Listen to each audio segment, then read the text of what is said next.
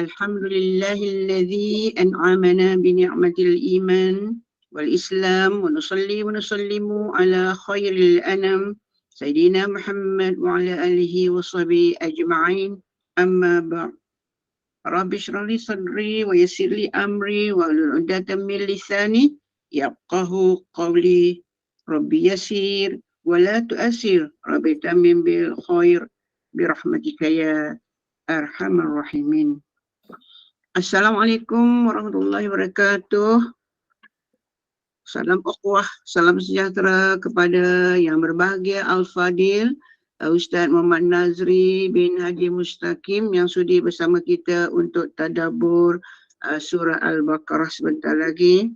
Yang berusaha Puan Rosniati Mansur bersama dengan tim Gemah Nur Iman yang telah pun menyediakan platform untuk kita berkuliah pada malam ini insya-Allah. Yang dirahmati, yang dikasihi seluruh pencinta kalamullah muslimin muslimat yang telah pun memilih untuk berada di Google Meet Gemenur Iman pada malam ini. Alhamdulillah, segala puji dan syukur dirafakkan kepada Allah Subhanahu Wa Taala dengan limpah kurnianya dan rahmatnya kita dipertemukan lagi, dipanjangkan umur yang barakah. Mudah-mudahan Allah merangsangkan kita, minat kita sepenuhnya kepada Al-Quran dengan kefahaman dan mudah-mudahan Allah beri kita petunjuk dan rahmat dengan berkat kita membaca Al-Quran dan mentadabbur Al-Quran insya-Allah. Selawat dan salam atas junjungan Nabi Muhammad SAW, para sahabat, ahli keluarga baginda. Jadi bagi meneruskan kuliah kita, bagi memberkatinya, mari sama-sama kita membaca Ummul Kitab yang akan dipimpin oleh Al-Fadil Ustaz Muhammad Nazri bin Haji Mustaqim bisiril Fatihah.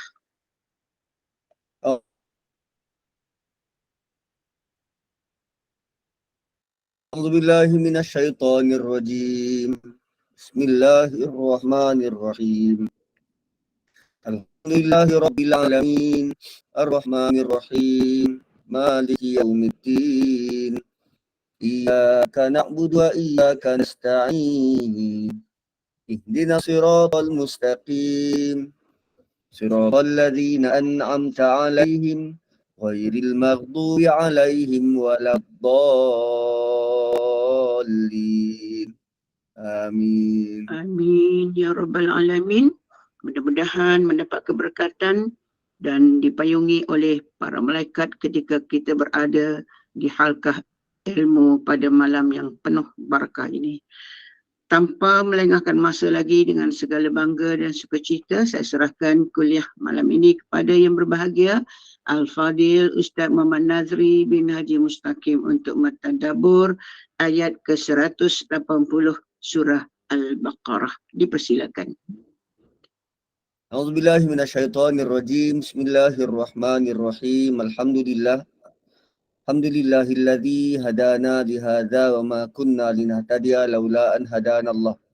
Asyhadu an la ilaha illallah wahdahu la syarikalah wa nashhadu anna Muhammadan 'abduhu wa rasuluh.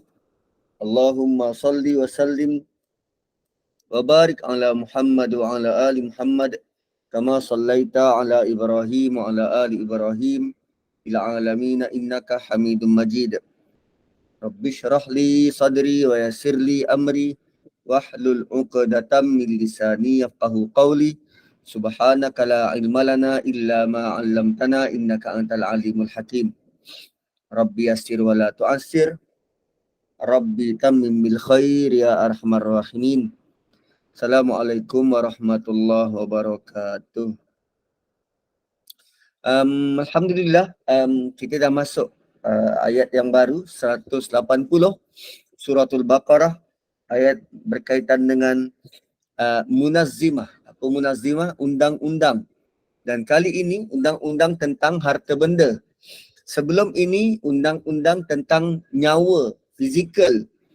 Kesalahan-kesalahan perlanggaran fizikal.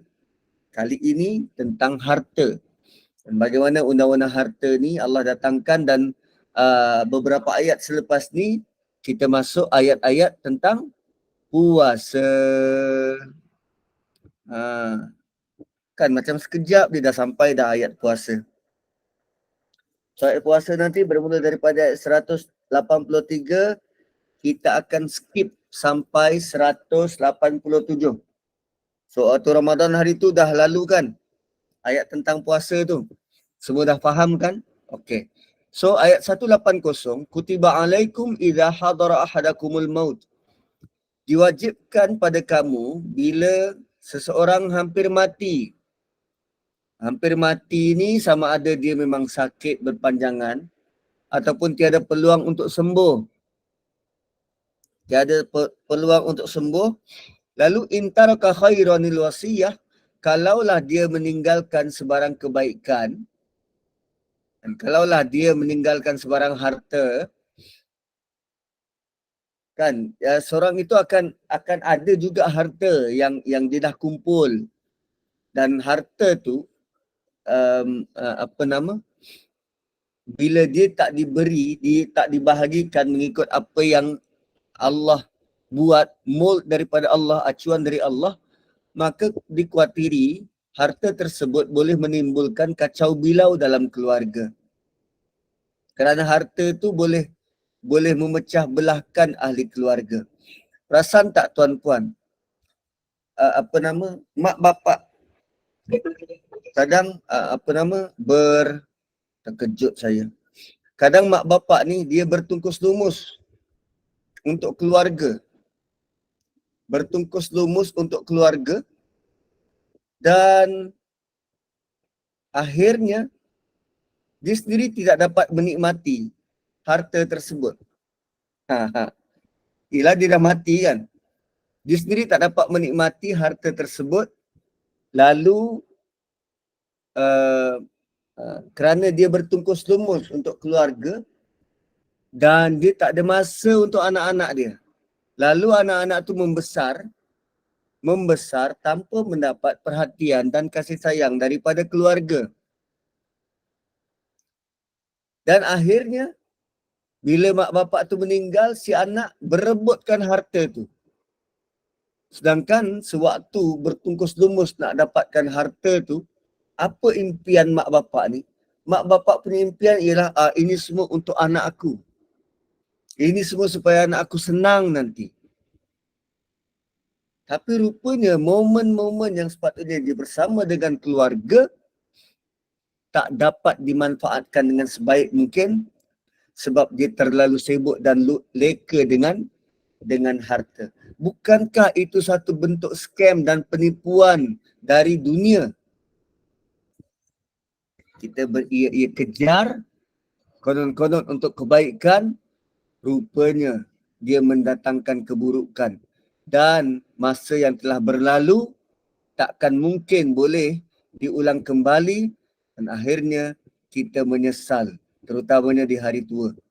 Sebab anak-anak dah ada kehidupan sendiri dan dah tak ingat dah mak bapak dia. Kan, jadilah kita lonely. Sebab dahulu perhatian kita bukan pada anak-anak, perhatian kita pada dunia. Dan sekarang tiba masa anak menturuti jejak langkah kita, juga memberikan perhatian kepada dunia, tapi bukan pada kita, mak bapak dia. Kan? So, itu selingan berkaitan dengan harta, tipu daya harta. Tipu daya harta. So, kutiba alaikum idza hadara ahadakumul maut. Diwajibkan oleh seseorang dari kamu bila dia hampir mati dan jika dia meninggalkan sesuatu harta, maka dia hendaklah tinggalkan bersamanya wasiyah. Kan wasiyah.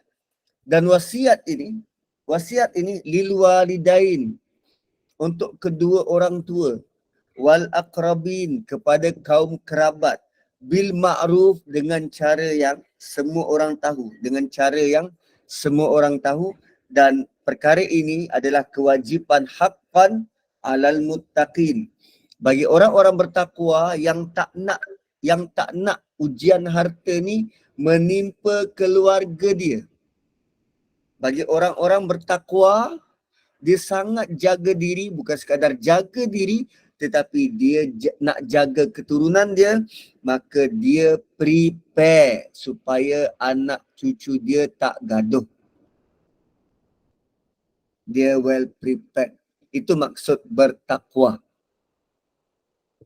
Kerana Allah buka perkataan haqqan alal muttaqin, kan? Kerana Allah letakkan syarat haqqan alal muttaqin, terutamanya berkaitan dengan apa ni? Apa kegusaran tadi? Kegusaran harta tu dibawa gaduh. Patutnya didoakan yang dah mati tapi diorang gaduh sampai berbunuhan, sampai bercerai-berai, macam-macam boleh jadi. Gaduh dengan mertua, gaduh dengan menantu, macam-macam boleh jadi. Tapi orang bertakwa dia akan prepare. Dia akan prepare. So, macam mana nak jadi orang bertakwa? Kan menjadi tanda tanya, macam mana nak jadi orang bertakwa supaya harta yang ditinggalkan tu diberingat untuk sediakan wasiat, dan harta yang ditinggalkan tu bukan menjadi medan peperangan tetapi menjadi medan kesatuan anak beranak. Kan? Macam mana nak jadi orang bertakwa? Ayat selepasnya Allah tak jawab. Ayat 181 Allah tak jawab macam mana nak jadi orang bertakwa ni. Ayat 182 juga Allah tak jawab. Allah jawab di sini 183. La'allakum tattaqun. Nak jadi bertakwa melalui puasa. Tuan-puan, macam mana Allah susun macam ni ya? Macam mana Allah susun kesinambungan tu sangat cantik, sangat smooth. Wajib pada kamu untuk apa, sediakan wasiat. Dan orang yang berjaga-jaga ni, orang yang sediakan wasiat adalah orang yang berjaga-jaga. Dan bagaimana nak jadi orang berjaga-jaga? Nanti 183 ayatnya. Hebat betul. Hebatlah susunan dari Allah Subhanahu Wa Taala. Kita kadang tak melihat kehebatan tu, tak rasa kehebatan tu sebab kita dapat Quran yang bertulis. Kita dapat dan kita lahir di zaman Quran sudah dibukukan. Quran sudah dibukukan. Sekarang cuba gambarkan, cuba bayangkan apa yang berlaku pada zaman Nabi. Nabi dapat wahyu ini verbal. Nabi dapat wahyu verbal. Dan para sahabat dengar Nabi baca. Nabi baca. Kita bercakap ni, kita sempat fikir ke apa kita nak keluarkan? Kadang mulut kita lagi laju daripada akal. Mulut kita bercakap ni lagi laju dari akal. Sehingga kadang-kadang bila kita bercakap, tercakap pula, tak sengaja. Kadang salah cakap. Quran ni, Nabi datangkan, Nabi bagi tahu para sahabat bukan dalam bentuk teks, tapi dalam bentuk bercakap. Dalam bentuk bercakap. Dan Nabi ada masa ke, sempat ke untuk memikirkan, dekat sini aku nak letak muttaqin, nanti beberapa ayat lepas ni aku letak bagaimana untuk jadi bertakwa. Tak mungkin. Mustahil. Dan ini topik lain, topik tentang harta. Yang itu topik tentang puasa. Boleh jadi turunnya pada masa yang berbeza. Turunnya bukan serentak. Surah Baqarah turun sepanjang 23 tahun. Dahsyat gila, ya Aliyah kalau nak tanya. Tertekan. Yang macam tu takut saya tekanan pula. Kan? Angkat tangan tu. Ada nak tanya apa-apa ke? Tiba-tiba nampak je lambai-lambai macam tu. Okey. So tak ada apa-apa, semua okey ya? Dah sarapan? Okey, kalau belum boleh sarapan. Okey. So faman baddalahu ba'dama sami'ahu. Siapa yang mengubah, tadi orang bertakwa tu katalah kita orang bertakwa, kita buat wasiat. Kalau sekarang ni ada beberapa penyedia perkhidmatan wasiat. Dia ada wasiat shop, dia ada amanah raya, kan, dia adalah beberapa melalui peguam, kan. Macam-macam cara kita boleh buat dokumen wasiat ni. Kadang bank-bank pun sudah pun menyediakan perkhidmatan. Okey, harta ustaz ni banyak sangat sampai bank call, ustaz, duit ni dah melimpah ruah. Bila nak guna ni? Duit dah melimpah ruah ni. Tak nak ni ke? Tak nak buat wasiat ke? Kami ada sediakan perkhidmatan tu. So ayat 181 ditujukan kepada orang jenis ini. Orang-orang yang dia jadi saksi, dia tolong catat, dia tolong tulis dokumen wasiat. Dan Allah kata, siapa yang ubah mana-mana wasiat sesudah ia mendengarnya. Saya bagi wasiat, kan, admin Gema Nur Iman, dia tawarkan perkhidmatan tu, dia dapat wasiat saya, dia tengok, ni ustaz ni tak adil ni.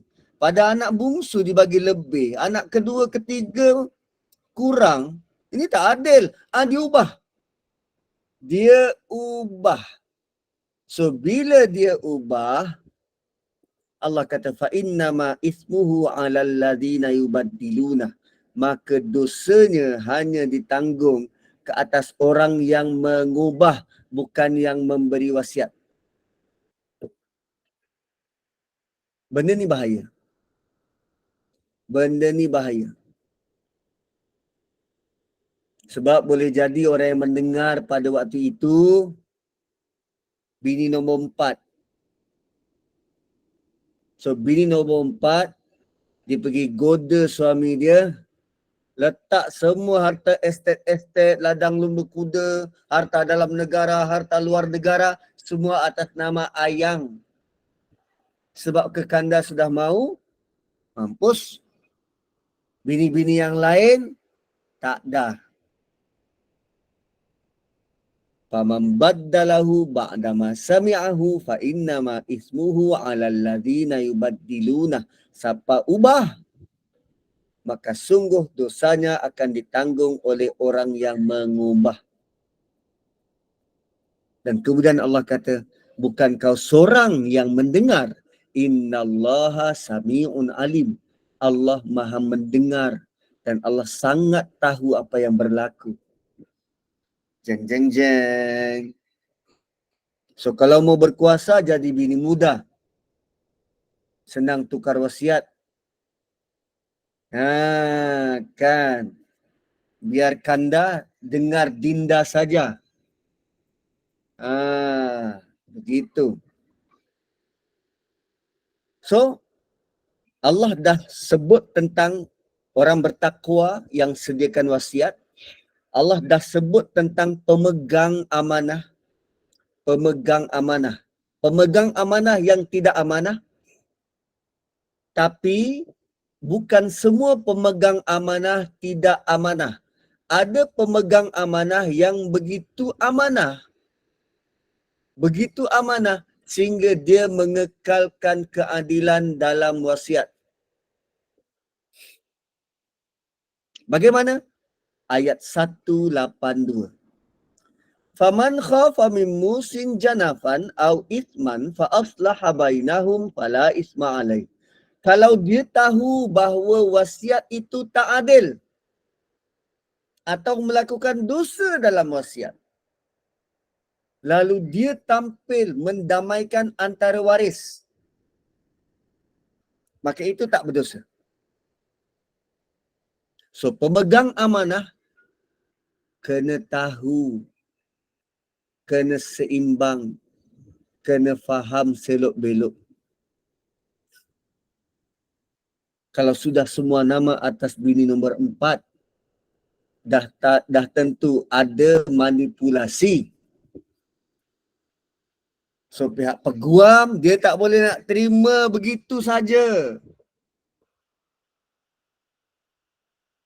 Sebab bila peguam lepas tangan, konon-konon dia kata,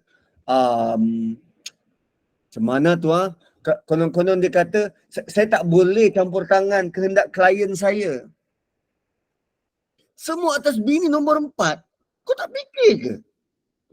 Harta tu akan berlaku pergaduhan. Oh, saya tak mau tahu tu. No. Anda bertanggungjawab. Fa'aslaha bainahum. Anda bertanggungjawab untuk mendamaikan. Kan ini tidak adil lah tu. Fa'aslaha bainahum. Anda bertanggungjawab untuk mendamaikan pihak-pihak yang bertelagah. Kan? Itu tidak termasuk dalam mengubah wasiat. Itu kerana kita mahu berlaku adil. Berlaku adil. Innallaha ghafurur rahim. Allah Maha Pengampun lagi Maha Mengasihi. Mengasihani.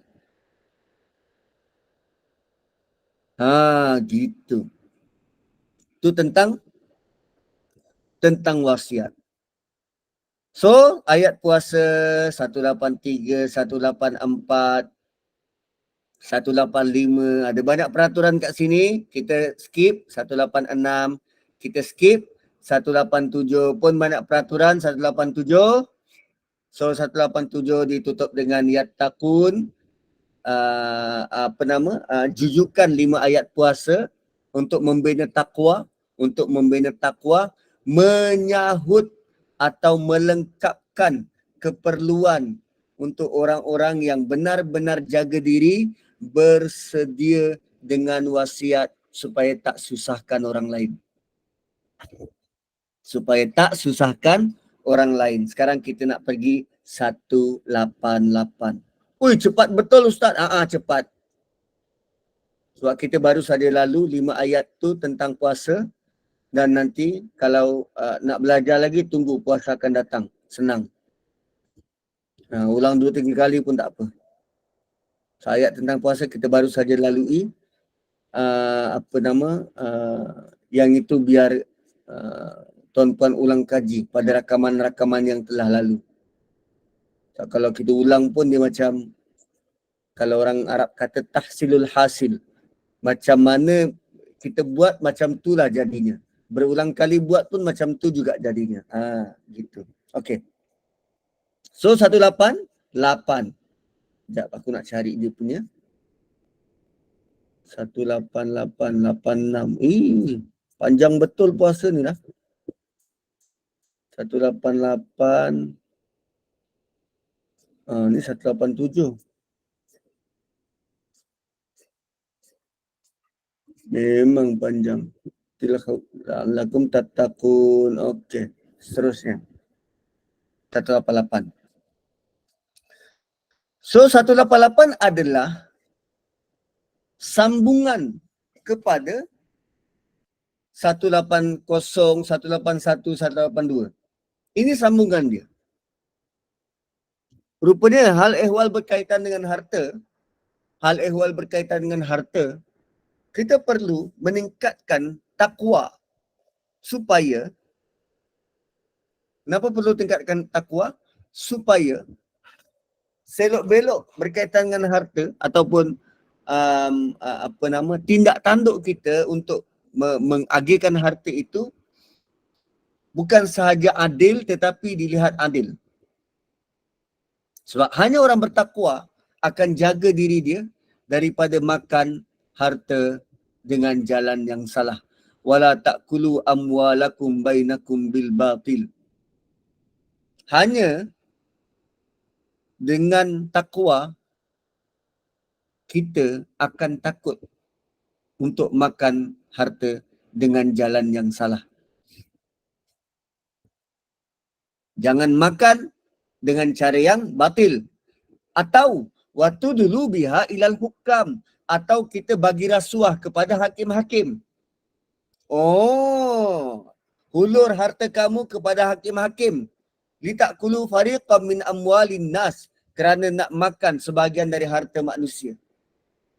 Hakim ataupun penguasa kita sogok sebab kita nak dapatkan harta waris yang nilainya bilion.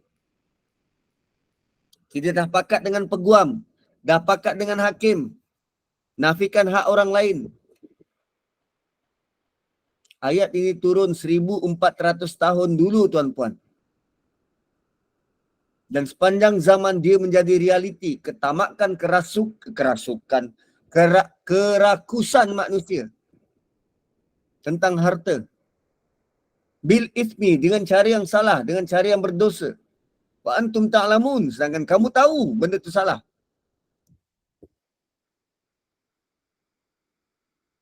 Kan? Ketirisan-ketirisan dalam pengurusan. Kan? Dia buat apa nama? Buat claim harga pensel RM1.80. Dia claim 180 sebatang.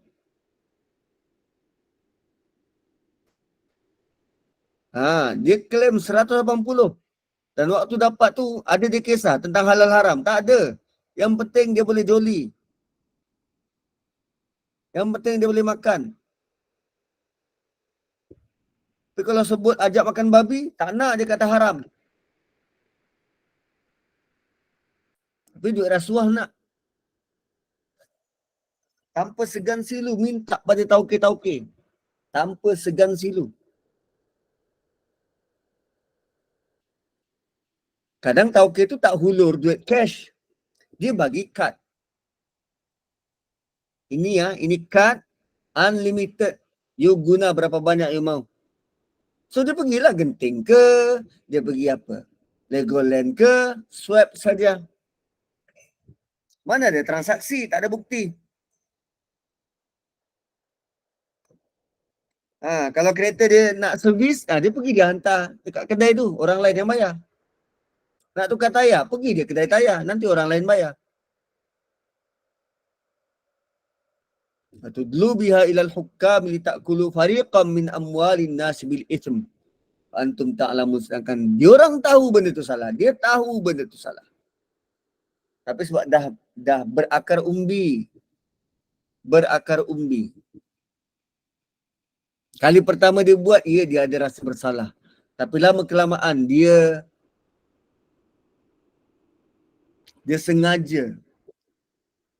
sengaja hilangkan rasa bersalah tu. Gitu. Okay, next. Yas'alunaka 'anil ahillah. Yas'alunaka 'anil ahillah. Kemudian mereka bertanya kepadamu wahai Muhammad tentang anak bulan. Tentang anak bulan. So ayat 189 sampai 207.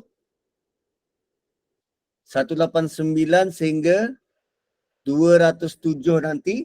Ini semua ayat tentang haji. Tentang jihad, tentang infak dan tentang haji. Okey. So mereka bertanya kepadamu, siapa mereka ni? Mereka ni sama ada sahabat ataupun orang Mekah. Ialah dalam pada Nabi, nak bawa agama ni, dan tentu ada perubahan-perubahan. Lalu ada yang bertanya tentang anak bulan. Ahillah bermaksud 12 anak bulan. Hilal satu je. Ahillah jamak.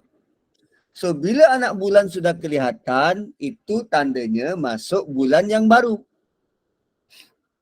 Kan? Kalau macam biasa kita sebelum puasa, kan kita 2-3 hari sebelum kita tengok anak bulan. 2-3 hari sebelum kita tengok anak bulan. Kalau nampak, maksudnya dia lahir Caesar, beranak awal. Kalau tak nampak, maksudnya dia beranak normal besok. Tentu dia anak bulan ni. Daripada dulu, kalau di lahir awal, itu beranak Caesar lah tu. Bulan yang sebelum tu tak cukup 30 hari, 29 hari. Bulan yang baru dah masuk. Beranak Caesar. Kalau cukup bulan, tu normal. Dan itu pun jadi pertikaian oleh netizen. Dia kata raya terkejut lah, raya macam tu lah, raya macam ni lah. Ndasmu. Dan memang daripada dulu kedudukannya macam tu. Kalau tak sehari awal, besoknya macam tu je. Aduh. Kan benda macam tu jadi isu. Sangat tak ada kerja. Itulah bila orang suruh belajar Quran, belajar tafsir, belajar hadis. Tak nak. Duk tengok TikTok. Lalu bila berlaku hal ehwal agama ni, mulalah gelabah. Kan? Lepas tu, dia pula mempamerkan kebodohan bagi tahu seantara alam. Kan? Janganlah macam tu. Benda tentang lihat anak bulan ni, sama ada dia masuk sehari awal ataupun tepat 30 hari. Bulan Islam dia bukan macam bulan bulan Masihi.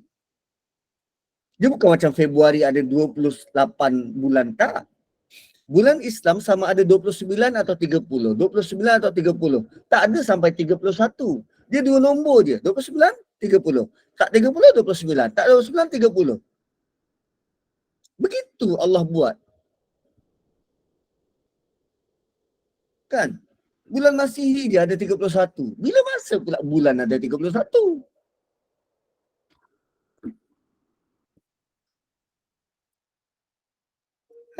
Kalender Masihi ni kan pelik. Sebab dia ikut peredaran matahari.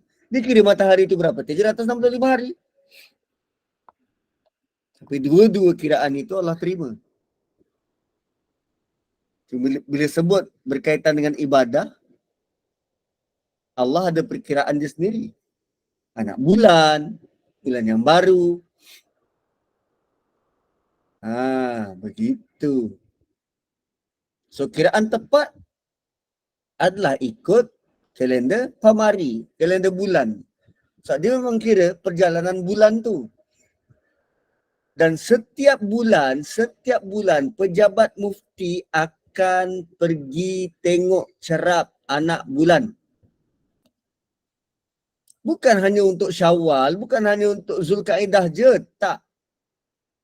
Bukan hanya untuk Ramadan je, tak. Setiap bulan.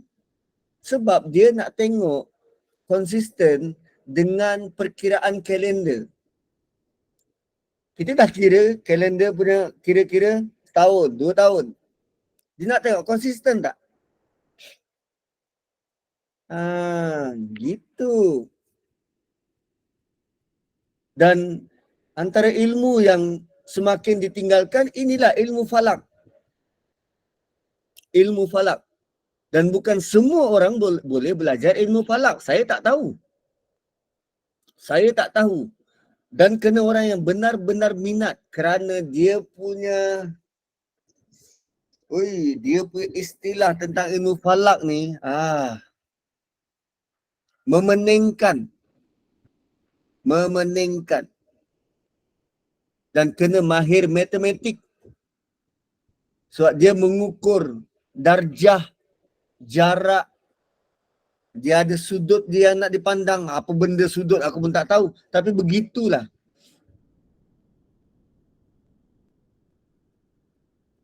Ya, tentang fizik, tentang darjah dan kedudukan tu, ilmu falak ni. Dan kebanyakan ulama-ulama dulu, ulama-ulama terkenal, mahir tentang ilmu falak, ilmu astronomi. Kat Malaysia ni boleh dibilang dengan jari orang yang mahir ilmu falak. Sekurang-kurangnya setiap negeri ada pejabat mufti. Pejabat mufti itu perlu mahir dengan ilmu falak. Satu, kalau tuan-puan nak nak kepastian kiblat, arah kiblat dekat rumah Panggil pejabat mufti, bayar RM50, dia ukur. Dia ada alat, dia ukur. Takut selama ni kita semayang rupanya menghadap Las Vegas, bukan menghadap Mekah. Sesekali panggil orang pejabat mufti, datang. Ukur bang, ukur. Nanti dia tanda lah. Kat mana biasa kita sembayang? Kat situ, okey dia ukur. Kan? So, yas'alunaka 'anil ahillah. Mereka bertanya kepadamu tentang anak bulan. Qul, sebut begini. Mana-mana ayat yang dimulakan dengan qul, mana-mana ayat yang dimulakan dengan qul, kandungan ayat itu ialah tetap dan tak berubah. Kandungan ayat tu ayat yang berani, kandungan dia tegas, tetap. So Allah suruh Nabi jawab begini. Katakan, sebut begini wahai Muhammad. Hiya mawaqitu linnasi wal hajj. Anak bulan itu tugas dia untuk menentukan masa, mawaqit, menentukan masa kepada manusia, wal hajj, dan juga mencari bulan haji. So ada dua fungsi anak bulan. Pertama, tentukan masa, tentukan kalender, dan lagi satu, tentukan penentuan haji.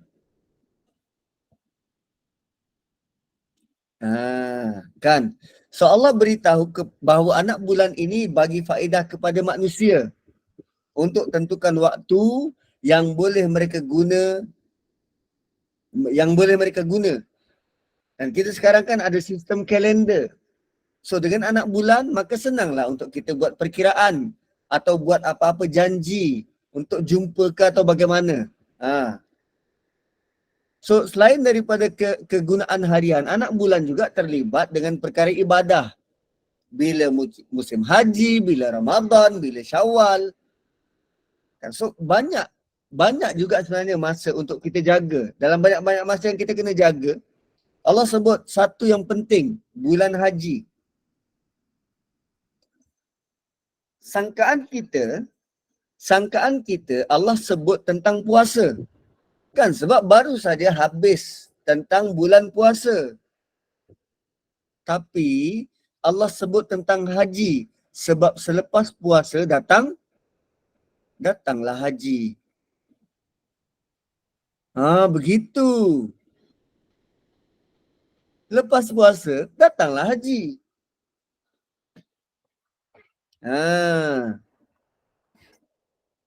So dalam ayat ni Allah sebut haji, qul hiya mawaqitu linnasi wal hajj.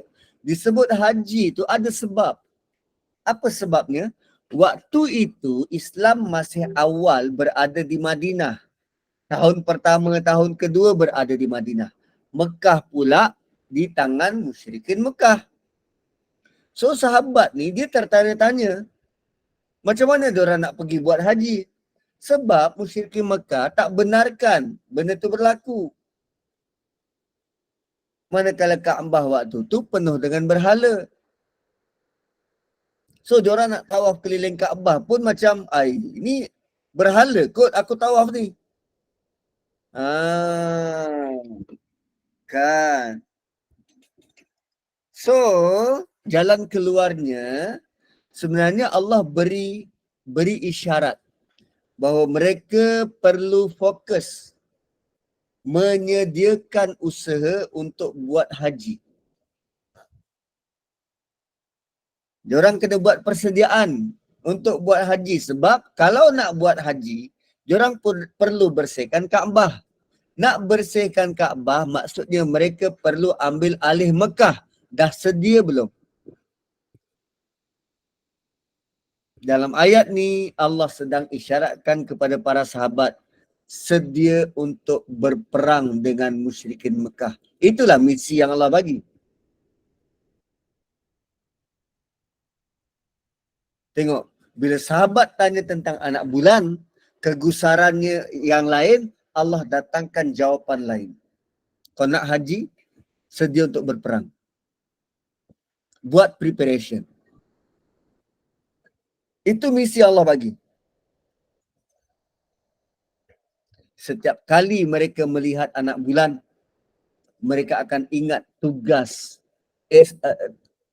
dan KPI untuk bersihkan Kaabah kerana bulan mengingatkan kepada haji seperti disebut pada ayat ini. Manakala haji ingatkan tugas mereka untuk ambil alih Mekah dan Kaabah. Sampai macam tu tuan-puan. Kita tengok bulan, kita ingat apa? Kita tak ingat apa-apa. Kita cuma kata, cantiknya bulan. Lepas tu dah, perasaan tu mati di situ. Sedangkan para sahabat waktu tu tak kala melihat bulan, mereka akan ingat haji. Bila ingat haji, mereka ingat Kaabah belum dibersihkan. Maka mereka berazam, aku akan bersihkan Kaabah. Aku nak kuasai Kaabah. Nak bersihkan Mekah. Ui, lain. Kita Melayu, nampak bulan kita buat lagu. Lagu rindu-rindu. Kan? Lagu cinta-cinta. Kan? Lain pemahaman kita melihat bulan. Malam bulan di pagar bintang, engkau laksana bulan. Kan? Bulan ku sebut namamu selalu. Bulan pula. Gitu. Itu bulan ke bulan? Aku belasah je. Tak pernah ingat pun lirik lagu. Lirik lagu yang saya paling ingat Negaraku. Tak ada satu lagu yang saya boleh ingat lirik dia 100% betul. Daripada dulu. Nyanyi, ikut sedap nak sebut apa.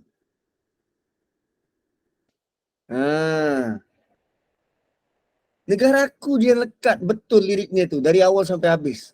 Yang lain tu ikut. Ikut sedap nak sebut apa. Bulan ke bulan ke sama je bunyinya kan. So, apa lagi? Walaisal birru bi'ang ta'tul buyuta min zuhuriha. Dan bukanlah kebaikan itu dengan kamu masuk rumah ikut pintu belakang. Apa benda ni? Kebaikan bukanlah engkau masuk rumah ikut pintu belakang. Ni apa maksud ni? Adat Arab jahiliyah dulu, lepas diorang habis tunaikan haji, mereka masuk rumah ikut pintu belakang. Itu bid'ah yang diorang buat. Itu amalan rekaan yang diorang buat.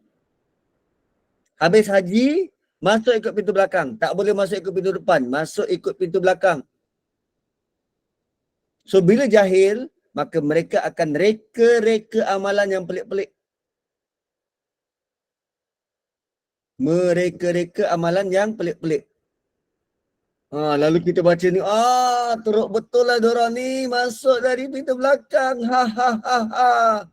Sama je macam kita. Kita nak pergi haji, apa kita buat? Azan masa orang nak pergi haji. Waktu nak turun tangga. Bila masa Nabi buat macam tu? Kita azan kan? Kita pun main belasah je. Nabi tak buat, sahabat tak buat. Kita reka-reka. Tapi tu kalau dia tegur tu, azan je kot. Mana asasnya tu? Tak ada.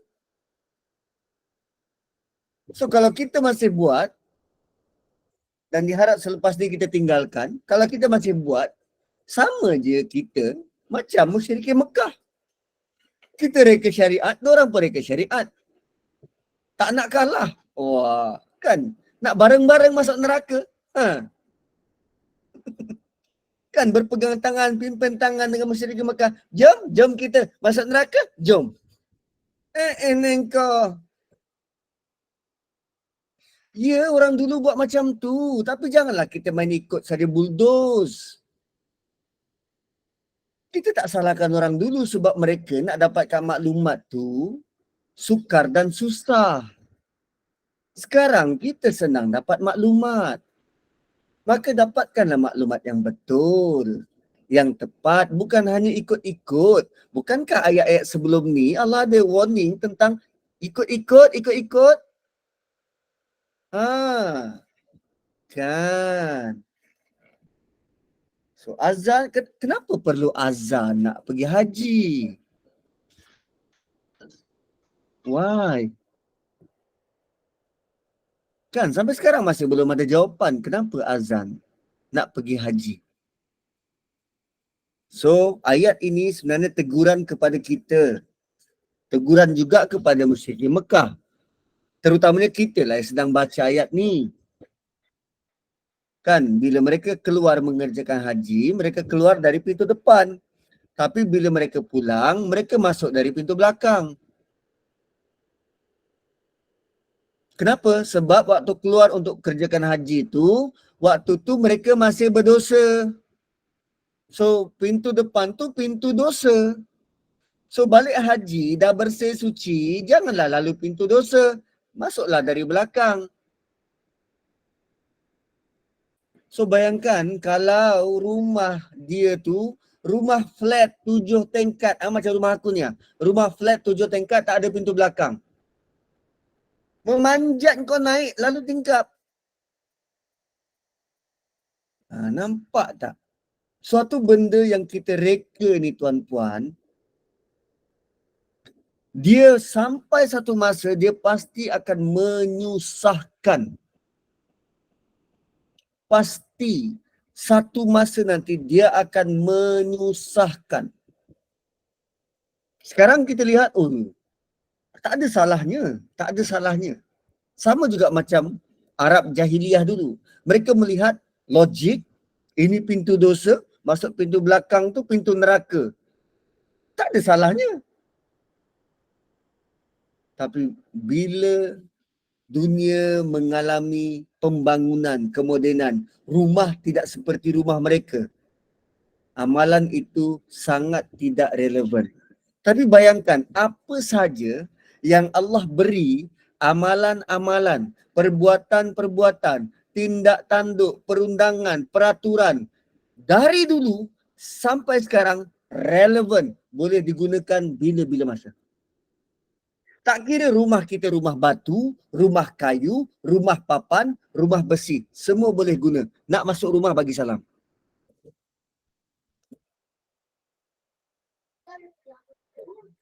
Kan?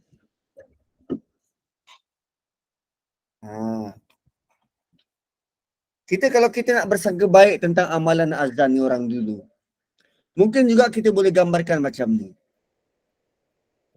Sebab azan ini dia ada nilai-nilai yang macam mana? Nilai kekuatan, nilai yang memberi kekuatan. Kan Nabi pernah pesan kenapa main macam tu? Nabi pernah pesan tentang kalau berlaku sesuatu kan kebakaran ke azan. Moga-moga dengan azan makhluk boleh patuh. Pernah juga waktu angin ribut kita azan nak mengelakkan bencana. So ada betulnya juga mungkin dulu pergi haji naik kapal laut, lama pergi tu dalam 6 bulan. So mereka nak mengelakkan ditimpa musibah-musibah besar, lalu diiringilah dengan azan.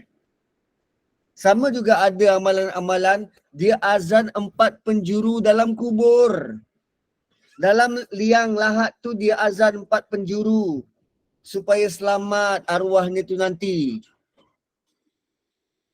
Tu jenazah keluar dari rumah, azan juga. So, itulah benda-benda yang apa? Yang tiada asasnya sebenarnya. Benda tu tiada asas. Tiada asas. Jadi kita nak kata boleh buat, dia seolah-olah kita mengada-adakan sesuatu yang tak ada. Dan khawatir asalnya kita nak dapat pahala, akhirnya Allah murka. Kan rugi. Rugi. Nah, begitu. So Allah nak bagi tahu dalam ayat ni bahawa bukanlah syariat agama, benda tu bukan syariat agama, malah dia suatu yang menyusahkan diri. Dan ini sepatutnya sudah mengajar kita bahawa benda yang tak benar, tiada asal, Nabi tak buat, benda tu tak dibenarkan. Bukan dapat apa-apa pun. Kita dapat penat je. Dan boleh jadi dapat dosa sebab kita mengada-adakan dan mendatangkan murka Tuhan. Itu kan rugi untuk kita. Rugi untuk kita. Gitu. So,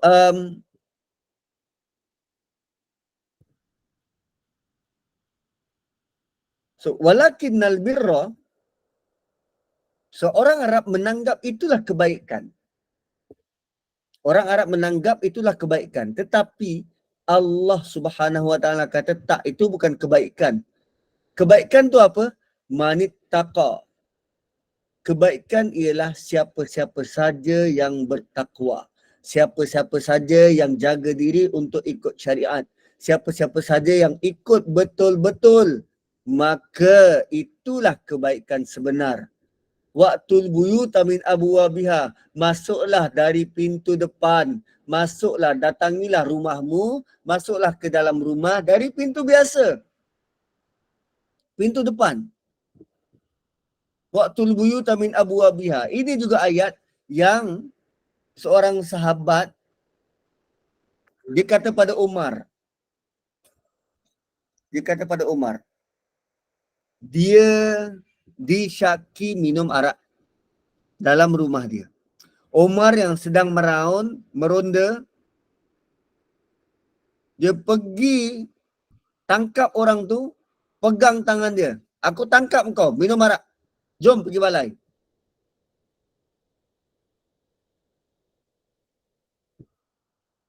Setakat ni tak tahu, tak ada kot.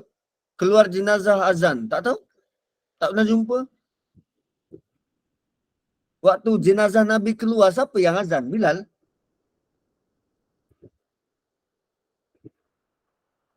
Kan, ada tak peristiwa tu berlaku? Tak ada.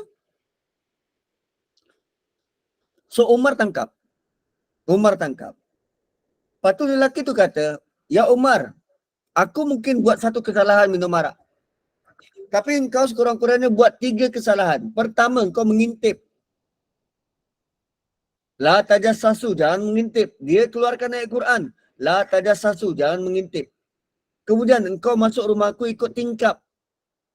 Sedangkan ayat ni sebut apa? Waqtul buyuta min abwabiha, masuk rumah daripada pintu rumah. Daripada pintu, bukan ikut tingkap. Dan yang ketiga, kau tak minta kebenaran pun nak masuk rumah aku. Tak bagi salam pun. Itu label sahabat Nabi. Tak bagi salam pun. Umar bila dia dengar dia melakukan pelanggaran sedangkan dia Amirul Mukminin, dia lepaskan.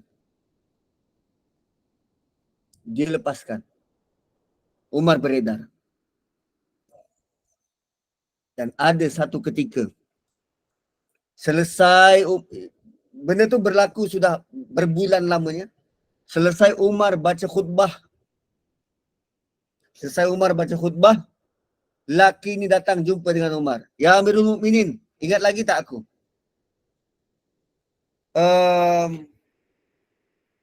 Umar kata, sejak dari hari itu, aku tak pernah sebut apa yang kau buat pada orang lain. Umar kata, sejak dari hari itu, aku tak pernah sebut pada siapa-siapa pun tentang engkau dan apa yang kau buat.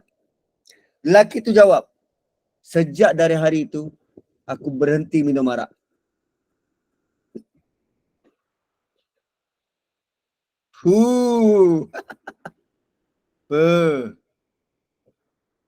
Ya betul, kita tak tahu cara nak tegur supaya jangan buat lagi sebab yang buat tu Imam Bilal kampung. Cara kita untuk ubah semua tu ialah biarkan orang-orang yang sebati buat. Diorang nak buat, biar. Kita, anak cucu keturunan kita bagi tahu perkara yang sebenar. Jangan kritik apa yang orang buat, kita tak payah buat.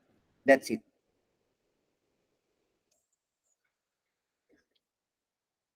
Bukan berlepas diri.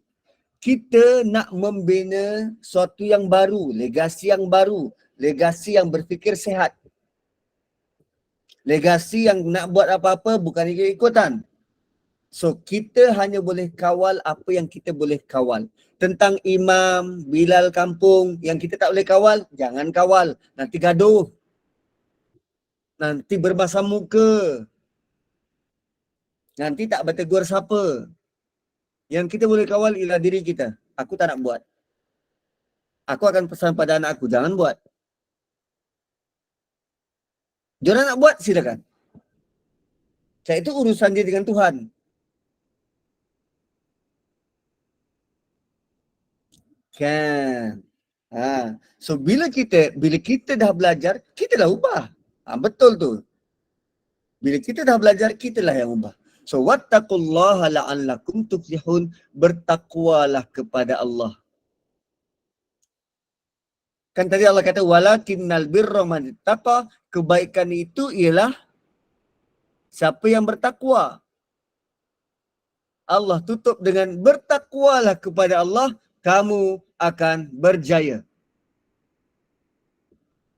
Bertakwalah kepada Allah, kamu akan berjaya. So salah satu prinsip takwa ialah kita sangat berhati-hati tentang asas-asas ataupun tentang asal kepada ibadah kita.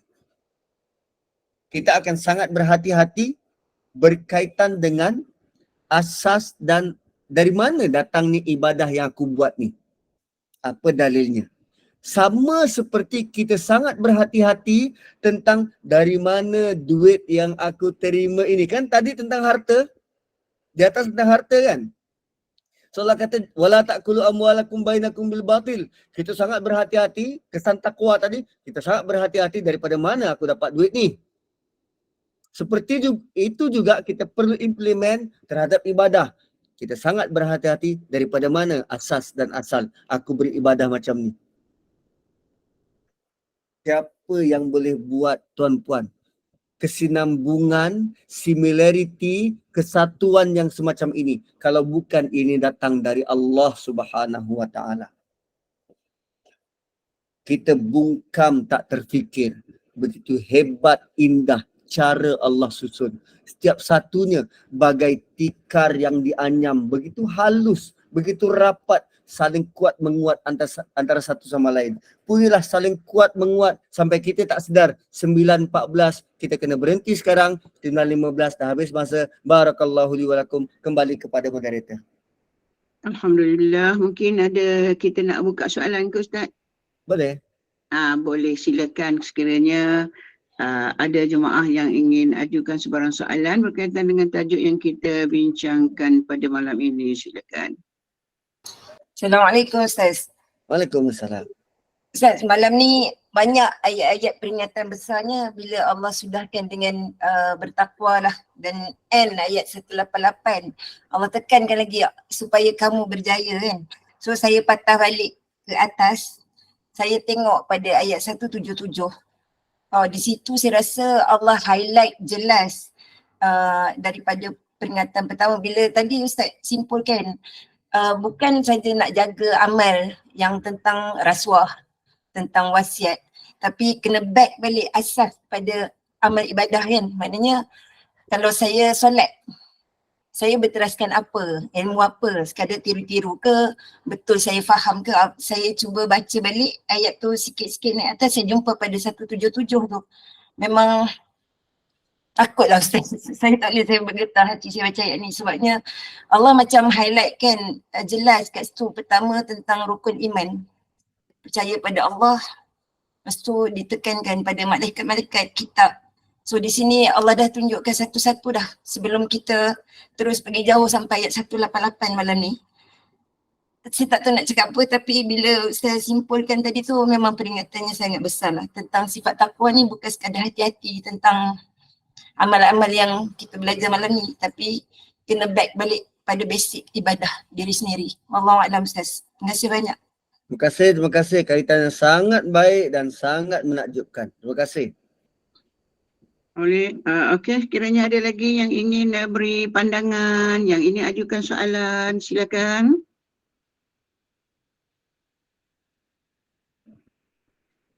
Kalau dah tidak ada, kita tutuplah. Ada tak lagi? 1, 2, 3. Ustaz, belum makan. Ada ya, silakan. Malam je. sekejap je Ustaz. Ustaz, Belum, waktu yang belum. sesuai untuk kita buat wasiat tu bila? Contoh macam kan sebab kematian tu tak tentu kan, bukannya kita waktu kita dah berusia je. Contoh bila kita macam waktu muda-muda lagi pun adakah dah boleh buat wasiat? Sebab tu anak kita masih kecil. Terima kasih Ustaz. Boleh. Asal kita ada harta. Okey. Tidak kepada berapa umur, bila masa. Asal kita ada harta dan kita bersedia untuk mati, maka buat je wasiat. So nanti semakin berkembang kita punya harta, maka wasiat itu akan diupdate. Kita akan update. Sebab tu kalau buat dengan wasiat shop ataupun dengan amanah raya ataupun dengan peguam, maka mereka akan buat update berapa setahun sekali, 5 tahun sekali. Dia adalah certain fees yang dia nak tu. So dia ada pembahagian, okey, nak buat hibah ke ataupun wasiat ke ataupun apa lagi satu tu kalau wasiat ni 1/3. Penentukan siapa pewaris ke, macam Faraid. tu. Dia akan ada update. Yes, dia akan ada update. Faraid. Ustaz. Faraidnya tu dari sudut semacam itu. So kalau kita ready daripada awal, itu sebenarnya sudah sangat baik. Saya pun tak ready daripada awal. So saya rasa saya belum ada harta. Tapi rupanya semakin lama kita bekerja, semakin banyak kita himpunkan dan kita kumpul. Ada rumah di sanalah, ada kereta di sinilah, ada yang itulah, ada yang inilah. Kan banyak tu. Dikumpul-kumpul banyak. So jangan tunggu bila dah banyak sampai kita lupa harta kita yang mana. Mulalah start daripada kita tak ada apa-apa sehinggalah nanti kita dah berjaya. Tapi dalam keadaan kita sangat berjaga-jaga untuk masa depan. Itulah nilai takwa. Wallahu a'lam. Ustaz, sikit Ustaz. Assalamualaikum Ustaz. Waalaikumsalam. Sila. Terima kasih. Apa yang saya dipahamkan, wasiat tidak boleh dibuat kalau waris. Wasiat hanya untuk bukan waris Ustaz. Jadi apa gunanya wasiat tu ada kalau kita buat wasiat tu tak boleh kerana dia waris kita. Hanya wasiat tu untuk bukan waris. Saya tak faham macam mana cara tu Ustaz. Okey. Kita ayat Quran ni kan dia guna bahasa Arab. So bahasa Arab perlu diterjemahkan mengikut bahasa Arab lah. Dan bahasa Melayu dia adalah sikit-sikit dia serap bahasa Arab ni. Dia adalah serap bahasa Arab. So bahasa Melayu panggil wasiat dengan maksud kepada bukan waris. Kan? Kepada bukan waris. Yes. Bukan macam ni. Bahasa Melayu memanggil wasiat kepada waris. Tetapi bahasa Arab memanggil wasiat kepada bukan waris. Wasiat ni hanya kepada bukan waris.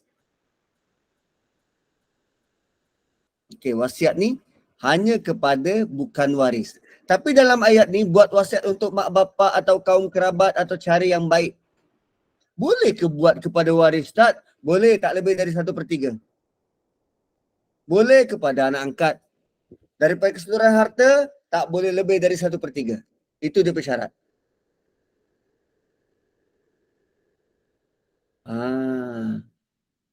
Okey, menjawab soalan yang diajukan oleh Wan Aisyah. Jadi tadi ada yang nak tanya tadi?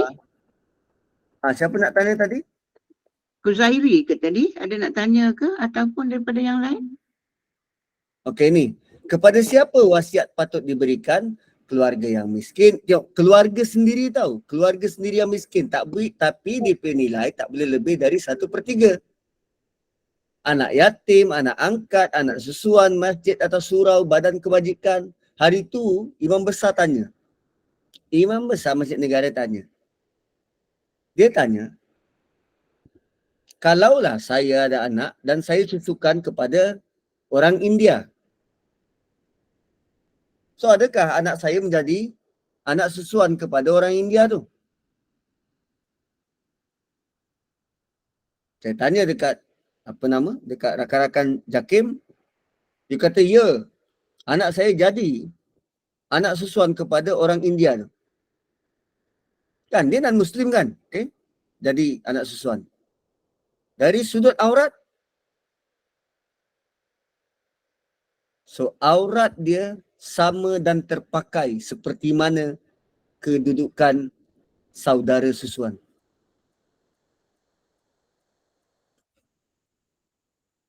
Ustaz, maknanya ibu susuan dia India? Ya.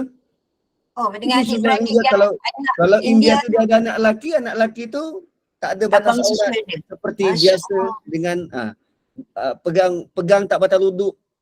Masya Allah, ilmu baru. Dan bayangkan, kadang-kala kita nampak anak Melayu kan bergurau senda dengan orang India, lalu kita rasa, apa ni dia tak jaga ikhtilat, tak jaga itu, tak jaga ini. Belum tanya, apa hubungan korang berdua? Kita daripada jauh je kita duk judge, sangka buruk. Cuba tanya hubungan. Apa hubungan kamu berdua? Kami adik-beradik susuan. Tergamam kita. Kalau dia kata kami adik-beradik susuan, tergamam kita. Aku pun baru tahu. Sama. Baru tahu. So tu anak susuan, wasiat hanya 1/3. Tak boleh lebih daripada jumlah harta tu. Kan? Sebab hukum susuan dia tidak mensyaratkan kena Muslim je, Muslim dengan Muslim. Tak ada. Kan? Dia persyarat ialah 3 kali kenyang atau 5 kali kenyang. Yang penting dia belum mumayyiz. Masih dalam tempoh susuan. Kalau bapa menyusu, tu lain kira lah. Dia tak kira suami susuan, tak. Itu lain. Wallahu a'lam.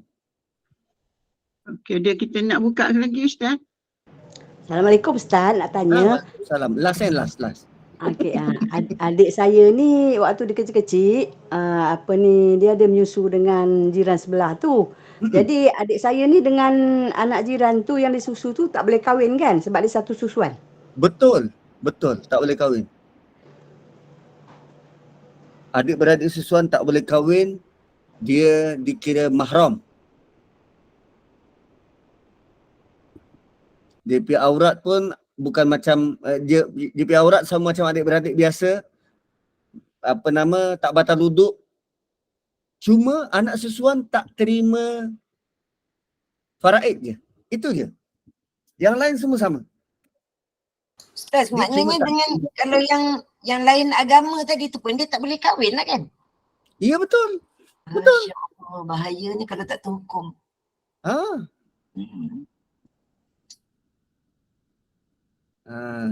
Dia mahram dan tak dapat harta pusaka. Itu je.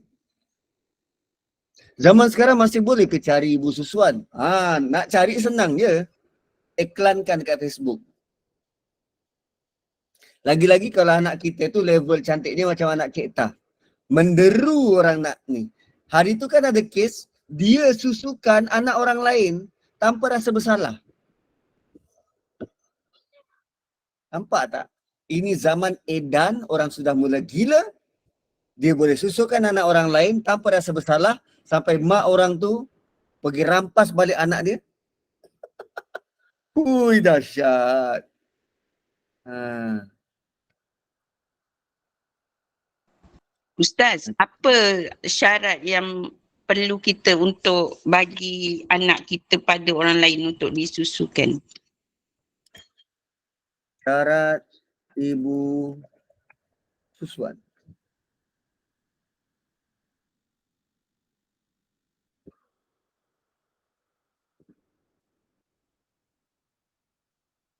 Tu.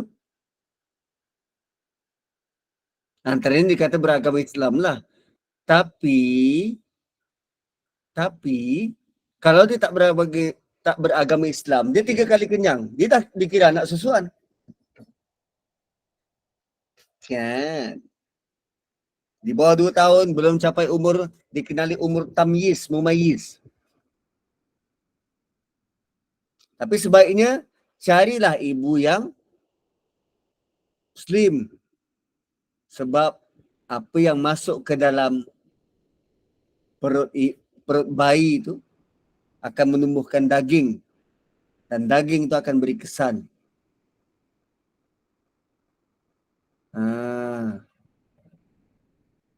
Ustaz, yang kes India bukan Muslim tadi tu kira anak susuan dia lah Ya betul. Ya. Kira anak susuan lah tu.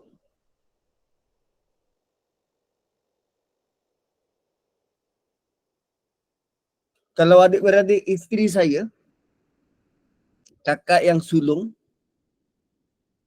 dia punya anak, adik dia yang susukan. Kemudian anak adik dia, kakak dia yang susukan.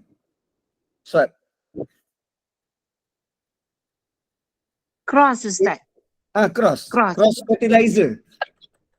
Cross fertilizer. So kesan dia, bila balik raya, sesama diorang tak perlu pakai tudung. Tak perlu kisah aurat. Kan? Sebab sesama sepupu. Nanti bila dah besar dia yang jatuh hati susah Ustaz. Tak apa. Nak jatuh hati tu nak buat macam mana? Tapi dah kita ajar dia tentang susuan. Jatuh hati pada orang lain. Kan? Kita pujuk dia pelan-pelan. Bunga bukan sekuntum. Kumbang bukan seekor tuja. Ustaz, macam Nabi Muhammad, dia kan ada ibu susuan juga kan. Bermakna macam dalam Islam ni digalakkan kan Ustaz ni? Kita cari ibu susuan. Atau macam mana? Keluarga Nabi ni keluarga kaya. Keluarga Nabi, keluarga kaya. Jadi keluarga orang kaya ini dia nakkan status yang terbaik untuk anak cucu dia. Dan keluarga Nabi tinggal dekat bandar. Keluarga Nabi tinggal dekat bandar. Kan waktu Nabi kecil, yang jaga dia siapa? Atuk dia Abdul Muttalib. Abdul Muttalib ni kaya. Kaya gila. Abdul Muttalib ni kaya gila. Mana tak kaya, dia boleh sembelih 100 ekor unta untuk anak bungsu dia Abdullah, bapa Nabi. Dia boleh korbankan 100 ekor unta. Tuan-puan, sekarang ni harga 1 ekor unta merah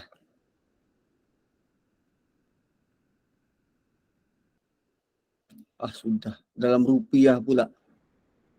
Asal rupiah? Dalam RM.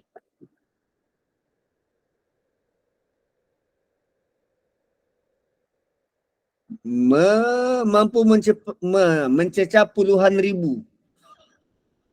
Kejap. 84,000 seekor. Ha. Bila ni? 2023. Baru ni lah kan? 84,000. Darab dengan 100. Aku fail sikit matematik lagi kalau malam-malam macam ni. 840,000. 840,000. 8. Ha.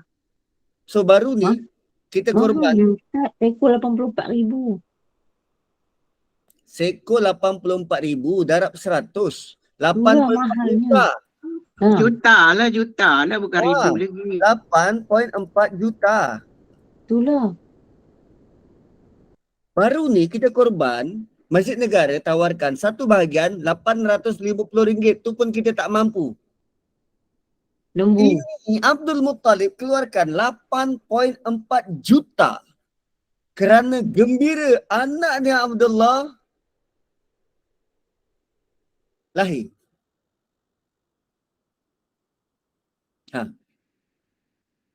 Dan Abu Lahab buat benda yang sama. Korbankan 8.4 juta sebab Muhammad lahir. Abu Lahab korbankan 8.4 juta kerana Muhammad lahir. So bila dia lahir, orang semua gembira. Orang nak dapatkan, nak beri dia kehidupan yang terbaik. Lalu supaya dia tidak terpengaruh dengan budaya bandar, dihantarlah ke luar bandar ke tempat yang sangat ideal untuk dia membesar. Baby membesar di Taif. Tanah tinggi, tempat sejuk, orang yang belum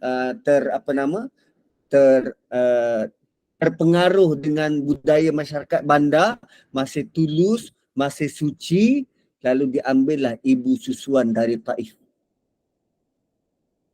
Satu Nabi ada ibu susuan.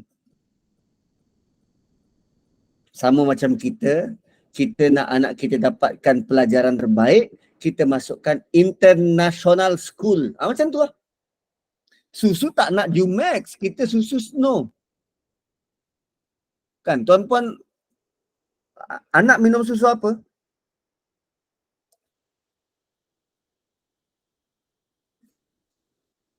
Ni. New baby ni, Snow. Berapa? Reducer susu mahal.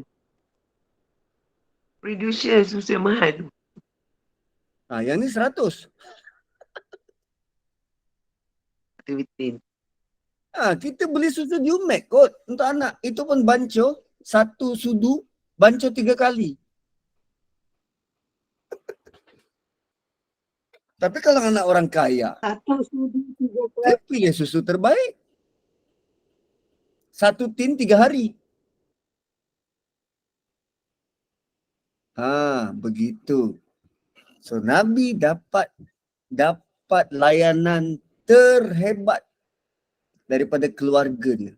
Dia bukan orang biasa-biasa, bangsawan. 8.4 juta. Keluar macam tu dia untuk sembelih 100 ekor unta. Kau ada? Tak ada. Dahsyat. Dah lah, jomlah kita.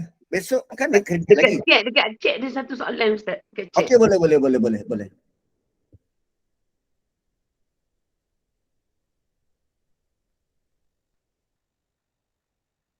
Boleh sila-sila kalau ada soalan yang terakhir. Ustaz kalau masuk JNI memang tak boleh keluarnya. Soalan dari Wan Aisyah anda. Orang Arab dulu mempunyai ibu susuan tapi ibunya masih boleh menyusui anaknya sendiri. Macam mana? Ya betul. Bila ada hari-hari perayaan, ibu susuan akan bawa anak susuan tu jumpa mak dia.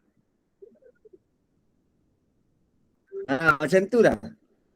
Ibu susuan akan bawa anak susuan tu jumpa mak dia from time to time. Waktu tu lah dia akan bersama dengan anak dia, siapa mak Nabi? Aminah akan bersama dengan anak dia, tengok anak dia dari dekat.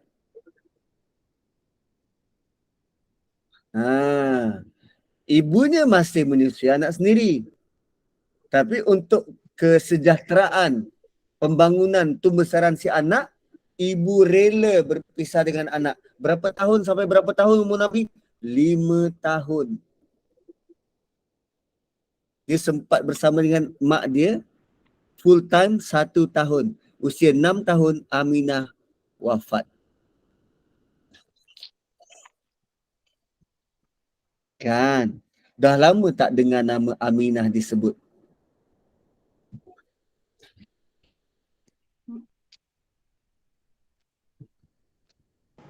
Ustaz, Nak menyusulkan ah, anak pun kena izin betul. Ustaz, adakah Yes. ibu susuan tu sama taraf dengan ibu kandung?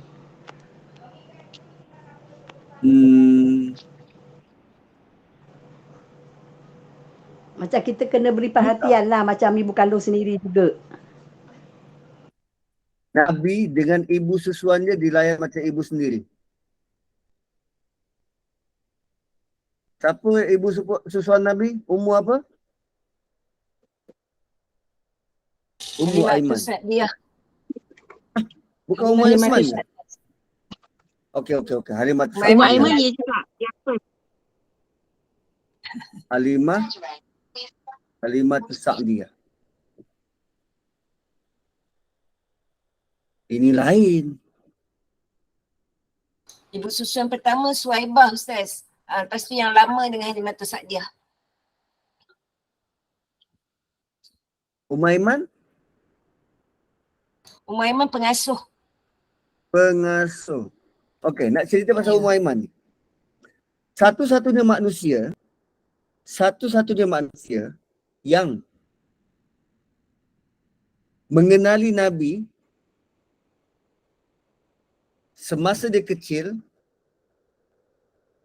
dan hidup selepas dia wafat. Ummu Aiman ni orangnya, dia hidup sebelum Nabi lahir dan dia wafat selepas Nabi wafat. Maksudnya, lama selepas Nabi wafat, dia baru wafat. Satu-satunya manusia yang hidup dua zaman tu. Waktu kecil, dia dah wafat. Kebanyakannya, dia tak kenal Nabi sebelum ni. Dia kenal Nabi sewaktu Nabi hidup dan dia menyaksikan kewafatan Nabi. Atau dia kenal Nabi sebelum ni waktu kecil tapi dia wafat dulu. Ummu Aiman tak. Ummu Aiman ni dianggap seperti ibu dia sendiri. Seperti ibu dia sendiri. Dan Ummu Aiman ni satu-satunya manusia yang sangat kenal Nabi tapi kita langsung tak tahu, tak dengar hadis dari Ummu Aiman terangkan pasal Nabi. Sedangkan dialah yang paling faham Nabi. Antara impian saya ialah saya nak masuk syurga, nak jumpa Ummu Aiman, nak tanya dia. Dari sudut pandangan dia, Nabi tu macam mana? Masya-Allah, saya nak ikut. Ustaz, ibu susuan Nabi dua-dua orang tu memang ahli syurga lah ya? Kalau dia beriman? Kalau dia beriman? Tapi dia orang tu Islam tak Ustaz masa tu? Belum tak, sebabnya Nabi masa tu belum lagi. Islam lepas Nabi umur 40. Ya, tak tahu. Halimah Sa'diyah tak tahu. Agama dia orang masa tu pun kita tak tahu kan? Yes, tapi yang penting Ummu Aiman tu beriman. Oh. Yang lain-lain yang berinteraksi dengan Nabi, ibu susuannya tak tahu. Tapi anggap sajalah mereka agama Hanif. Sama macam bapa Nabi, ibu Nabi. Mak dia, atuk dia kan? Anggap sajalah agama Hanif. Sebab ada pendapat yang ekstrim yang terus itu kira macam ni lah Ustaz, agama Nabi Ibrahim tak? Agama Nabi Ibrahim. Ya, diharap-harap macam tu. Sebab Allah sendiri menyatakan Allah takkan mengazab satu kaum sehingga Allah datangkan Nabi atau Rasul untuk memandu mereka. So gap antara Nabi Ismail dengan Nabi SAW ratusan tahun. In between ada Nabi dan Rasul diutuskan, tapi untuk orang Yahudi. Dan perangai orang Yahudi satu hal, dia tak nak kongsi dengan orang lain. So bila Allah kata Allah takkan azab kecuali kalau dah diutuskan Rasul, sengaja Allah wafatkan mereka sebelum Nabi dilantik jadi Rasul. Itu bentuk rahmat dan kasih sayang Allah Subhanahu wa ta'ala. Tapi kalau ikut sejarah Abdul Muttalib tu, waktu Abraha nak serang Kaabah, dia tuntut balik 100 ekor unta. Bila Abraha tanya, engkau ambil unta engkau je, aku nak serang Kaabah ni. Abdul Muttalib jawab, unta ni ada tuan dia aku. Unta 100 ekor ni ada tuan dia aku. Sedangkan Kaabah tu dia ada tuan dia. Dia ada tuan dia dan tuan dia tu bukan aku. Itu macam tu. Kalau begitulah pandangan Abdul Muttalib terhadap Kaabah. Dia ada pandangan yang tulus, suci berkaitan dengan rumah tu. Dan moga-moga Allah ampunkan dia dan memberi ganjaran yang sewajarnya. Kan? Okay, dah lah. Saya nak sambung makan. So, nanti kita jumpa lagi. Okey, mana yang nak tanya tu kita sambung. Jadi Alhamdulillah. Alhamdulillah dah. Memang tak boleh keluar kalau Ustaz masuk sini. Kalau tanya-tanya lagi nanti lagi banyak kesian pada Ustaz lah. Jadi kita tutup kuliah kita untuk kali ini. InsyaAllah kita sambung nanti. Jadi Alhamdulillah. Amin, Allahumma ya amin. Jazakallah khairan kasiran kepada yang berbahagia Al-Fadil Ustaz Muhammad Nazri bin Haji Mustaqim. Pada malam ini kita membicarakan tentang ayat 180 dan seterusnya sampai ke 188. Antaranya berkaitan dengan undang-undang tentang harta benda. Semoga kita buat wasiat untuk harta, untuk elakkan pecah belah dalam keluarga dan sebagainya. Jadi mudah-mudahan seperti yang Ustaz katakan, kita tidak lakukan apa-apa yang tidak ada asas, yang tidak benar. Khawatir kita nak dapat pahala, takut pula dapat bala. Jadi malam ini bertuah dapat satu perkongsian ilmu baru, iaitu tentang Ibu Suswan dari orang bukan Islam. Jadi ilmu baru bagi para jemaah yang hadir pada malam ini. Alhamdulillah. Jadi mudah-mudahan perkongsian pada malam ini buka minda kita untuk melakukan satu perkara yang betul supaya ia menjadi kebiasaan dan amalan untuk kehidupan kita seharian. Betulkanlah yang biasa, biasakan yang betul. Bertakwalah kepada Allah tentang asal ibadah yang kita lakukan untuk kita menuju syurga Allah, insya-Allah. Jadi banyak ilmu yang kita dapat. Mudah-mudahan kita akan sambung bertadabbur surah Al-Baqarah bersama dengan Al-Fadhil Ustaz di kuliah akan datang, insya-Allah.